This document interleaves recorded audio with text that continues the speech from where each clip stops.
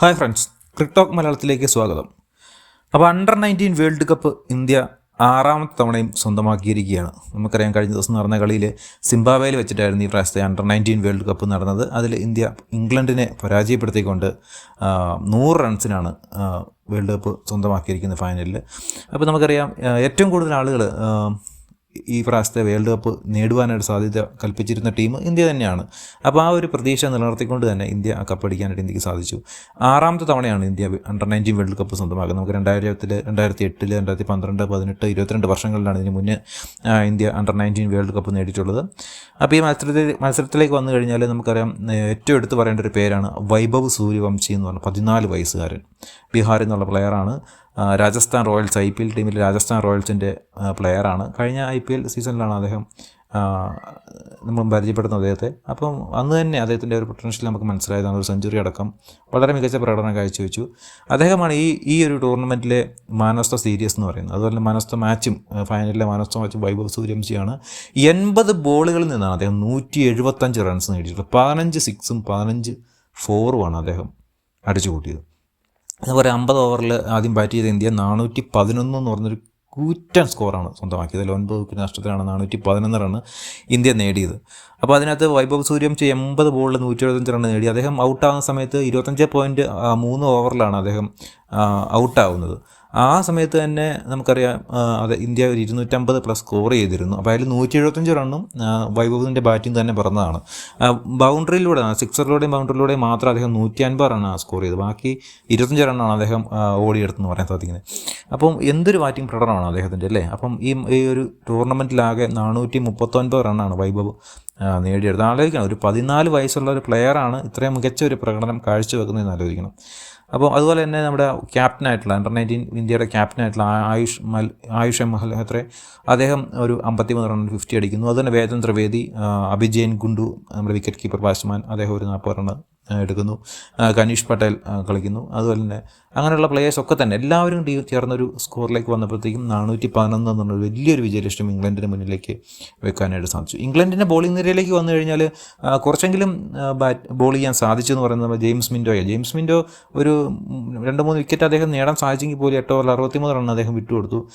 അതുപോലെ തന്നെ റാഫിക്ക് 10 ഓവറിൽ 66 റണ്ണ് എന്നുള്ള ഒരു താരതമ്യേന ഒരു നല്ല പ്രകടനം എന്ന് പറയാൻ സാധിക്കും. കാരണം ഇത്രയും വലിയൊരു സ്കോർ പിറന്ന ഒരു മാച്ചിൽ ബാക്കി എല്ലാ പ്ലെയേഴ്സും കണക്കറ്റ് തല്ലി വാങ്ങിച്ച ഒരു മാച്ചിൽ ഒരു 10 ഓവറിൽ 66 റണ്ണെന്ന് പറയുന്ന ഒരു താരതമ്യേന ഒരു ഭേദപ്പെട്ടത് ബെറ്റർ എന്ന് പറയുന്ന പോലെ തന്നെ ഒരു പ്രകടനം എന്ന രീതിയിൽ കുറച്ചെങ്കിലും മികച്ചിരുന്നത് റാഫി ആൽബർട്ടിൻ്റെ പ്രകടനം തന്നെയാണ്. അതുപോലെ അവരുടെ ബാറ്റിങ്ങിലേക്ക് വന്നു കഴിഞ്ഞാൽ, നമ്മുടെ ഇംഗ്ലണ്ടിൻ്റെ ബാറ്റിംഗ് സൈഡിലേക്ക് വന്നു കഴിഞ്ഞിട്ടുണ്ടെങ്കിൽ ഖലീൽ ഫർഹൂൺ എന്ന് പറഞ്ഞ പ്ലെയർ, അദ്ദേഹം 115 റണ്ണ്, 67 ബോളിൽ 115 റണ്ണ് നേടിയിട്ടുണ്ട്. അദ്ദേഹം ഒരു 9 സിക്സും 9 ബൗണ്ടറിയും 7 സിക്സൊക്കെ ഉൾപ്പെടെ ഒരു 115 റണ്ണ് 67 ബോളിൽ നേടിയിട്ടുണ്ട്. പക്ഷേ അദ്ദേഹമാണ് ആ ഒരു ഇതിൽ ഒരു അത്യാവശ്യം നന്നായിട്ട് കളിച്ചതെന്ന് പറയാം. മാത്രമേ പിന്നെ ബെൻ ഡോക്കറ്റ്സ് ഒരു 66 റണ്ണ് നേടുന്നു. ബെൻ മെയാഴ്സ് ഒരു 45 റണ്ണ് നേടുന്നു. എങ്കിൽ പോലും ഒരു 311 റണ്ണിന് അദ്ദേഹം ഓൾ ഔട്ടായി. 40.2 ഓവറിൽ 311 റണ്ണിന് ഇംഗ്ലണ്ട് ഓൾ ഔട്ടുമാണ്. ഇന്ത്യയുടെ ബോളിംഗ് നിരയിലേക്ക് വന്നു കഴിഞ്ഞാൽ നമുക്കറിയാം, ദീപേഷ് ദിവേന്ദ്രൻ 2 വിക്കറ്റ് നേടുന്നു.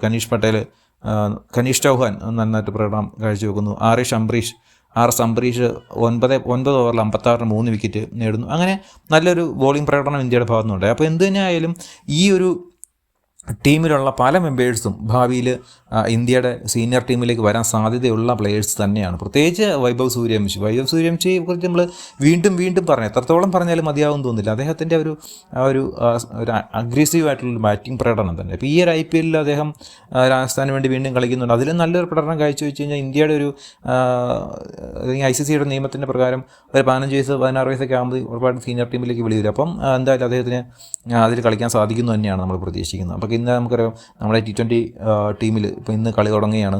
അപ്പോൾ അതിനകത്ത് അഭിഷേക് ശർമ്മയുടെ ഒരു പ്രകടനം ഒരു കാണുന്നുണ്ട്, അത്ര അഗ്രസീവായിട്ട് കളിക്കുന്നത്. അപ്പോൾ ആ ഒരു ഇതിലേക്ക് വൈഭവ് സൂര്യവംശി ഒരു ഓപ്പണിംഗ് പാർട്ണറായിട്ട് വരാനുള്ള എല്ലാ സാധ്യതയും നമ്മൾ കാണുന്നുണ്ട്. അപ്പോൾ തീർച്ചയായിട്ടും അദ്ദേഹത്തിൻ്റെ ഒരു ബാറ്റിംഗ് പ്രകടനം ലോകം മൊത്തം അതിശയത്തോടുകൂടിയാണ് കാണുന്നത്. അപ്പോൾ എന്ത് തന്നെയായാലും ഇന്ത്യക്ക് നല്ലൊരു വേൾഡ് കപ്പ് നേടാൻ സാധിച്ചു. അണ്ടർ-19 വേൾഡ് കപ്പ് നേടാൻ സാധിച്ചു.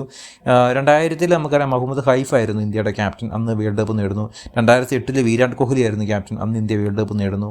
2012 ഉമ്മദ് ചന്ദ് ആയിരുന്നു, അദ്ദേഹം വേൾഡ് കപ്പ് നേടിത്തരുന്നു. 2018 പൃഥ്വി ഷാ ആയിരുന്നു ക്യാപ്റ്റൻ, അന്നേരം വേൾഡ് കപ്പ് നേടുന്നു.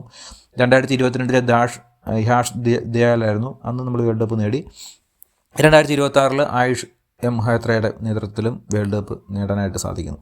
അപ്പോൾ എന്ത് തന്നെയായാലും സിംബാബ്വേയിൽ വെച്ച് നടന്ന അണ്ടർ-19 വേൾഡ് കപ്പിൽ ഇന്ത്യ ചാമ്പ്യന്മാരായിരിക്കുകയാണ്.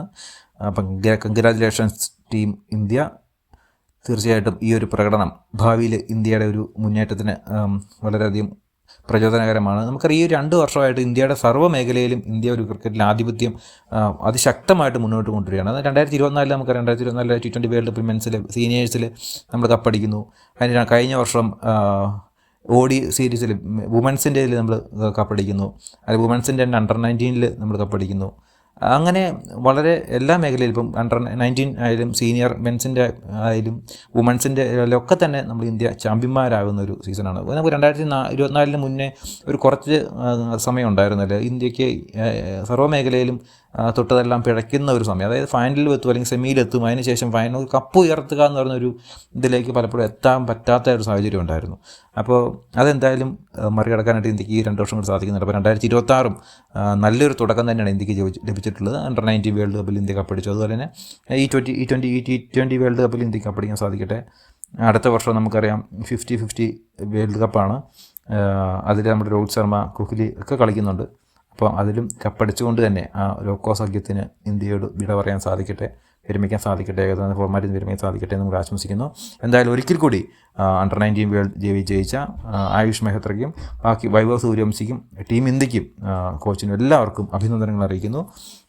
കൂടുതൽ ക്രിക്കറ്റ് അപ്ഡേഷനായിട്ട് നമ്മുടെ ഈ ചാനൽ സബ്സ്ക്രൈബ് ചെയ്യുക.